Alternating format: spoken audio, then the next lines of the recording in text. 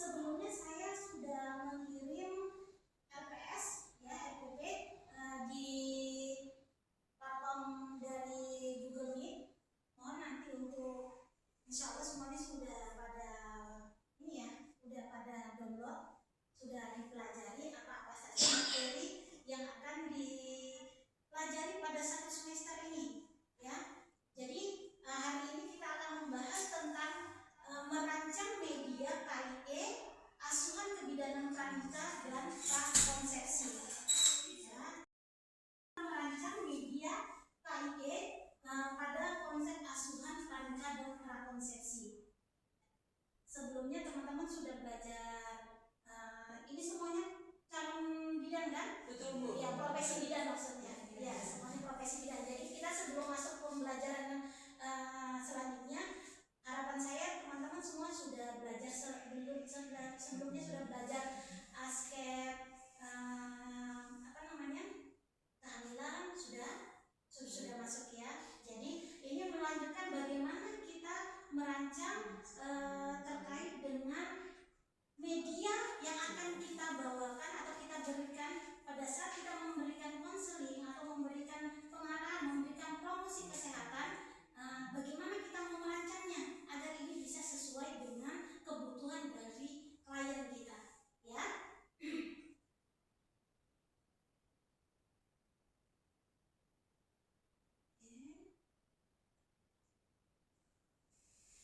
Adapun tujuan pembelajaran kita pada hari ini yaitu membuat rancangan media KIE ataupun komunikasi, informasi dan edukasi ya terkait dengan asuhan kebidanan pranikah dan prakonsepsi. Kalau kita katakan pranikah berarti itu apa? Siapa yang kita mau sasarkan? Maksudnya sasaran media kita ini ke siapa? Iya betul, ke catin ya. Kalau pranikah berarti kepada calon pengantin. Sedangkan kalau prakonsepsi kepada siapa? Iya, pasangan usia subur. Jadi pada saat kita mau merancang ini kita harus tahu siapa sasaran kita, ya.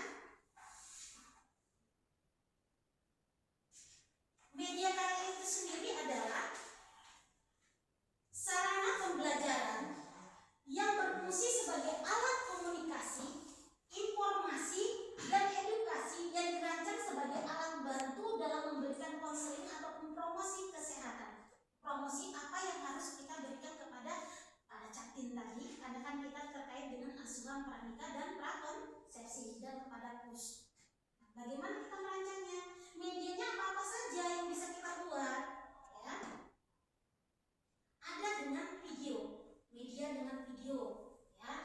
Kita bisa memberikan kepada mereka berupa video untuk bisa mereka pelajari, baik itu cantik maupun pada PUS.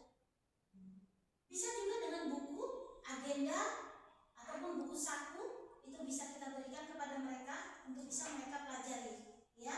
Lembar balik, lepet dan poster ataupun flipchart itu bisa. Ataupun banyak lagi media-media yang bisa kita gunakan untuk bisa menyalurkan ataupun menginformasikan, memberikan edukasi kepada calon pengantin dan pasangan usia subur. Itu adalah pada asuhan pranikah dan prakonsepsi.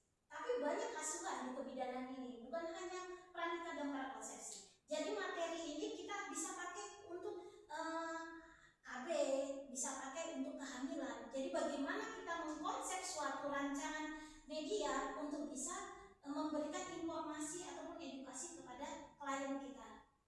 Ya, di sini ada yang mau ditanyakan? Belum. Ya. Enaknya mengajari anak profesi itu seperti ini. Tidak banyak bertanya, paham semua. Ya. Komunikasi kepada penerima pesan untuk mendapatkan suatu efek dan dampak suatu tujuan yang diharapkan. Jadi harapan kita dengan kita melakukan komunikasi ini, kita menyampaikan pesan. Apa pesan yang harus kita sampaikan? Informasi-informasi yang penting disampaikan atau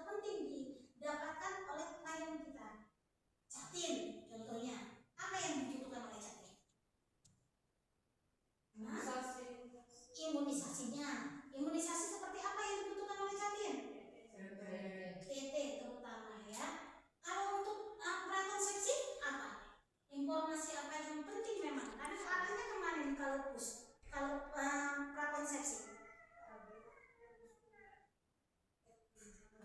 Biasanya kalau pus itu pasangan usia subur yang terkait prakonsepsi. Kalau prakonsepsi berarti kan sebelum terjadinya kehamilan. Arahnya kemana itu? Berarti masa subur toh? Perencanaan kehamilan sehat, ya.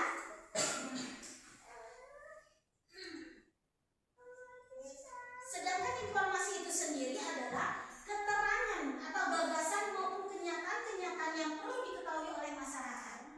Informasi-informasi tadi kalau pada pranikah berarti kan ini mau menikah, bagaimana menjalani pernikahan yang bahagia, mawaddah bersama ya kan? Apa itu kalau sama Allah dibilang? Sakinah mawaddah warahmah.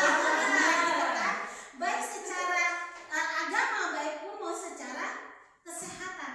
Kita ambil dari kesehatannya, apa yang perlu kita sampaikan kepada calon pengantin? Ya, itu tadi.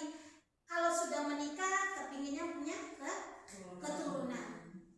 Pada saat mau mempunyai keturunan, ada tidak mungkin terjadi masalah pada pasangan usia subur pada catin ini?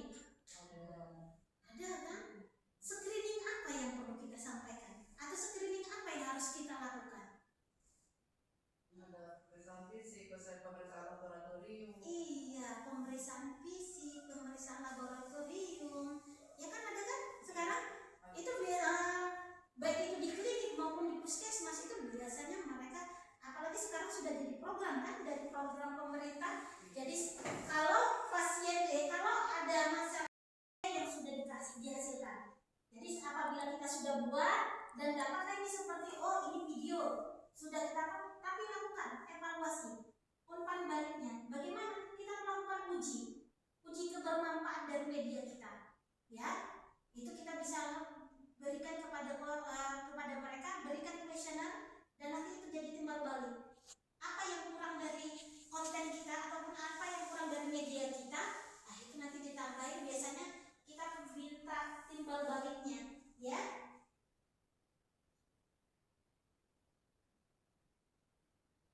Media kayak yang tepat guna seperti lipad, cat ataupun lembar balik, buku, agenda, kalender, dan buku saku, ini merupakan bentuk dari media itu sendiri, ya. Nih, ada satu contoh yang saya buat. Ini adalah contoh media video KIE pranikah dan prakonsepsi, bisa didengar oleh teman-teman. Ya, ini contoh medianya seperti ini, media KIE-nya. Semoga bisa diputar ya. Di Google Meet saya juga sudah terapkan di sana. Ini bisa jadi acuan teman-teman pada saat membuat media. Ya, media konseling pranikah. Ya. Adalah untuk dalam proses bantuan yang diberikan oleh konselor kepada konseling secara face-to-face tentang kesehatan dengan media aplikasi video, terutama dalam kegiatan stunting yang dapat meningkatkan angka mortalitas serta morbiditas ibu dan anak. Konseling pranikah bertujuan untuk memberikan layanan informasi untuk pencegahan maupun pemahaman tentang menjaga kesehatan reproduksi dan mencegah stunting, yaitu suatu kondisi di mana anak mengalami kegagalan dalam pertumbuhan yang disebabkan oleh kekurangan gizi, terutama pada 1000 hari pertamanya. Kondisi ini juga sering dikatakan tugasnya dikumpulkan di depan, akan kita presentasikan, dan nanti sebelum masuk kita ke materi berikutnya, teman-teman harus mempresentasikan, dan setelah itu kita masuk ke materi konseling pranikah. Ya, ada yang mau ditanyakan di sini? Ya, dengan Mbak siapa? Siti Masika. Dengan Mbak Siti Masika ya. Kalau misalnya kan kita bikin edukasi atau ini kan lewat kita share gitu di medsos.